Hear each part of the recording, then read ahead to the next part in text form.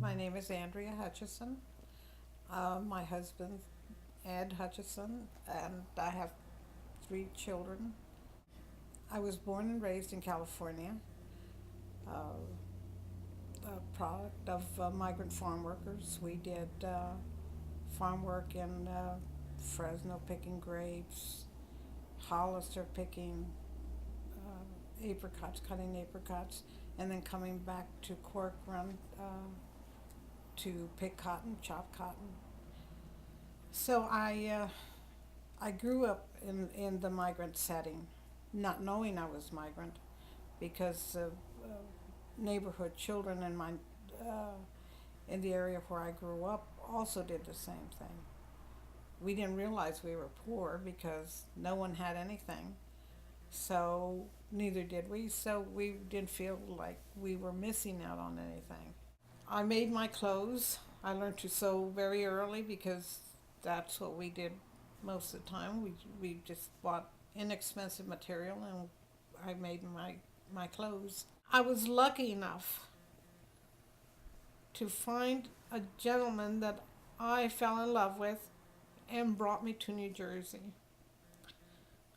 He spoke Spanish before I met him, and so he fell into with the family.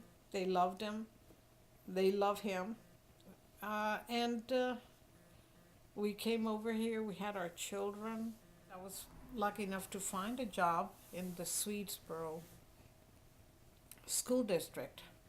They were looking for a bilingual person to work with migrant education. A few years after I started working at Swedesboro in Woodstown, they consolidated this program. It's called Migrant Education, and it is Migrant Ed came to being in 1967 when they realized that there a lot of the children were missing or leaving school early to go to another town to educate. They were not catching up. They were losing a lot of their education by moving from place to place, from place to place. And Migrant Ed was supposed to, uh, let's say, help them keep up with the kids where they were in school. And this program has really been a godsend to a lot of children.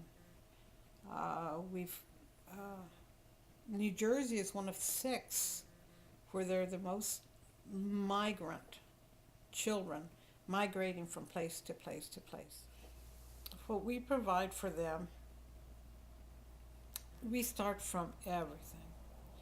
A family may come in to see the way they qualify. They come to see agriculture work or work in food processing or fishery from one school district to another or from one state to another.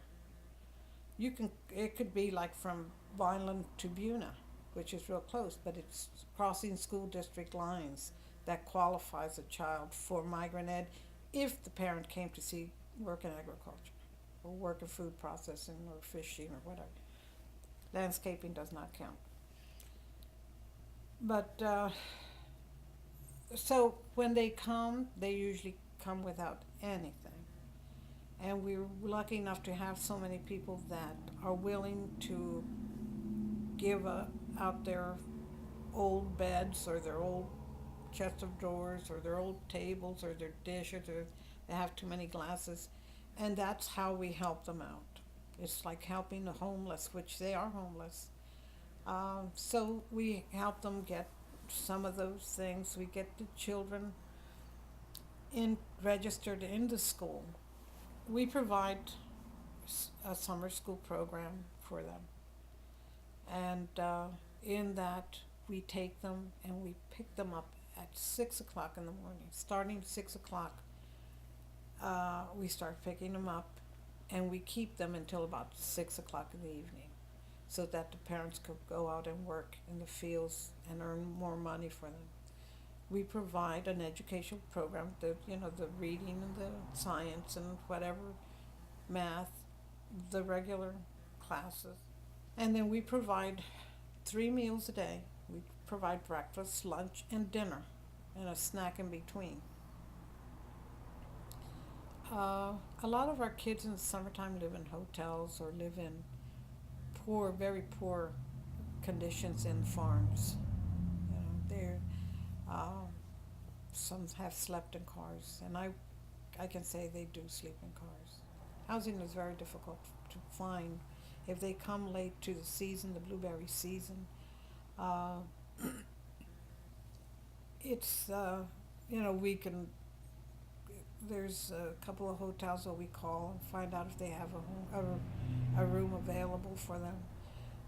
Most of the time, they're not allowed to cook in those hotels, so then it becomes expensive because they buy um, food from whoever is cooking at the camp, and it usually costs approximately $5, and that's for whatever it is that they're serving and a drink.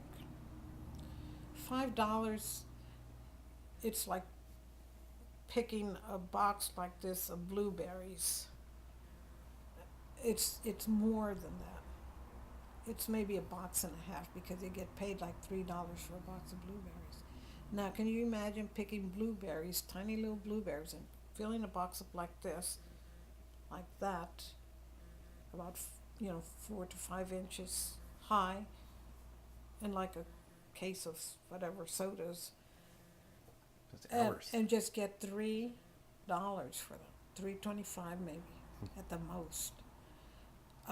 If they're in a camp where they get a ride, then they have to pay that ride, $5 a day, you know. So there's a lot of, they're not making a lot of money, but yet that's the way they're supporting themselves. Most of the housing is geared for men, not for families, but families have to eat too. And it's because of the Department of Labor asks that let's say if you have men and women, you have to have separate showers, you have to have separate sleeping arrangements. So there's a lot into it, and it's not, it's for their good, but how are you going to separate a husband and a wife, and where do the children go? And so it's difficult for a family, and that's what we're dealing with, families. And I don't know what the answer is. That's the worst thing, is you don't know where to go for the answers. There's no, um, it's not easy when you have to pay, let's say, like $250 to $300 a week for a room in a hotel. When you're picking blueberries at $3 for a box, that's the whole family may sleep in one bed. And so it's hard for families. If you're a single man, you can go into a farm and get a bed there, a bunk bed, and that's where you stay. And you can sleep there, you can eat there, you can play soccer. Uh, but a family, it's harder, and they need to work too to provide, nourishment for their children.